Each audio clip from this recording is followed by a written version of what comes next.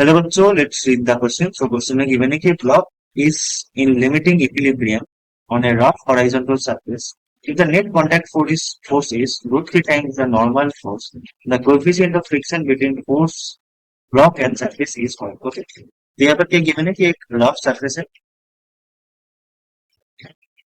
Okay, इसके ऊपर एक ब्लॉक है, राइट।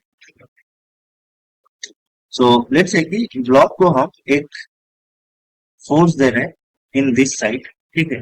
तो ये क्या होगा, राइट साइड में मूव करना चाहेगा, ठीक है।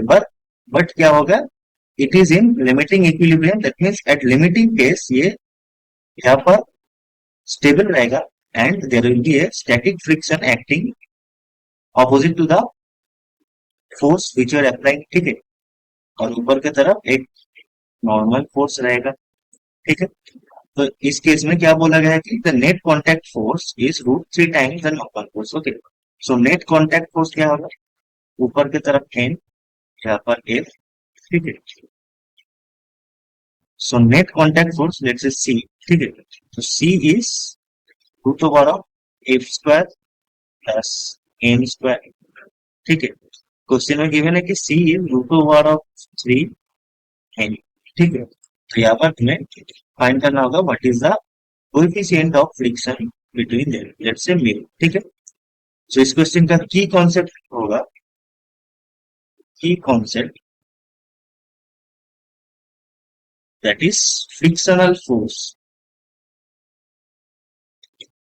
Frictional force. फ्रिक्शनल फोर्स क्या होता है, that is F is equal to mu into N, okay. Mu is the coefficient of friction and N is normal reaction, normal reaction,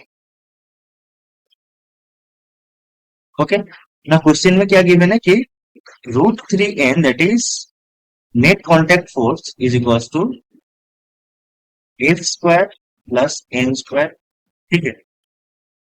इसको अगर हम स्क्वायर करेंगे सो this is 3 N square is equal to, ना F को क्या क्या लिखेंगे, F को लिखेंगे म्यू एन। सो ये हो जाएगा mu square N square plus N square, ठीक है। यहाँ से एन स्क्वायर कट जाएगा, जो 3 is equal to mu square plus 1, यहाँ से म्यू का वैल्यू आएगा प्लस माइनस रूट 2, ठीक है। और यहाँ पर नेगेटिव, म्यू का वैल्यू नेगेटिव तो नहीं होता, that means coefficient of friction का वैल्यू आएगा रूट, ठीक है। सो रूट तो और correct answer, that means option number A हमारा सही ऑप्शन हो जाएगा, ठीक है। Hope you understand it, best of